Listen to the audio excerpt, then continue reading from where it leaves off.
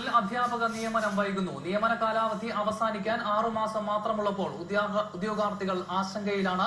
2010-ലെ നിയമനമാണ് ഇനിയും നടക്കാത്തത്.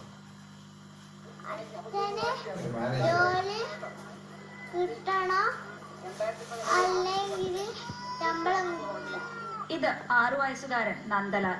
സർക്കാർ higher secondary സ്കൂളിൽ നിയമനം കാത്തിരിക്കുന്ന ബാബുവിന്റെ മകൻ. ബന്ധുക്കളുടെ നിയമനം ആവശ്യപ്പെട്ട് ഇതുപോലെ നിരവധി കുരുന്നുകളും വൃദ്ധ മാതാപിതാക്കളുമാണ് കോഴിക്കോട് റീജിയണൽ ഡെപ്യൂട്ടി ഡയറക്ടറുടെ ഓഫീസിന് മുന്നിൽ ധർണയിരിക്കുന്നത്. പുതുതായി അനുവദിച്ച ബാച്ചുകളിലെ നിയമനമാണ് ഇനിയും പൂർത്തിയാകാത്തത്. 2011 മുതൽ സർക്കാർ ഹയർ സെക്കൻഡറിയിൽ തസ്തികകൾ അനുവദിച്ചിട്ടില്ല.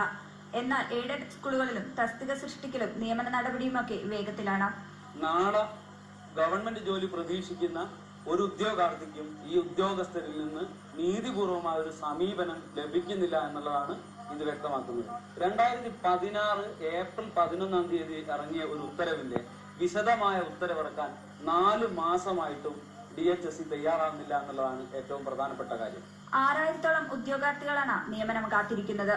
PSC സ്പെഷ്യൽ റാങ്ക് ലിസ്റ്റിനും ജനറൽ റാങ്ക് ലിസ്റ്റിനും തുല്യ പ്രാധാന്യം നൽകണമെന്നും ഇവർ പറയുന്നു. സർക്കാർ സ്കൂളുകളെ തകർത്ത് എയ്ഡഡ് മേഖലയ്ക്ക് പണമുണ്ടാക്കി കൊടുക്കാനുള്ള നീക്കമാണ് നടക്കുന്നതെന്നും ഉദ്യോഗാർത്ഥികൾ ആരോപിക്കുന്നു. സംസ്ഥാനത്ത് ഹയർ സെക്കൻഡറി സ്കൂളുകളിൽ പകുതിയും എയ്ഡഡ് മേഖലയിലാണ്. അതുകൊണ്ട് തന്നെ സാധാരണക്കാരായ ഉദ്യോഗാർത്ഥികൾക്ക് ഏക ആശ്രയം 7-8 വർഷം കൂടുമ്പോൾ നടക്കുന്ന PSC നിയമനമാണ്.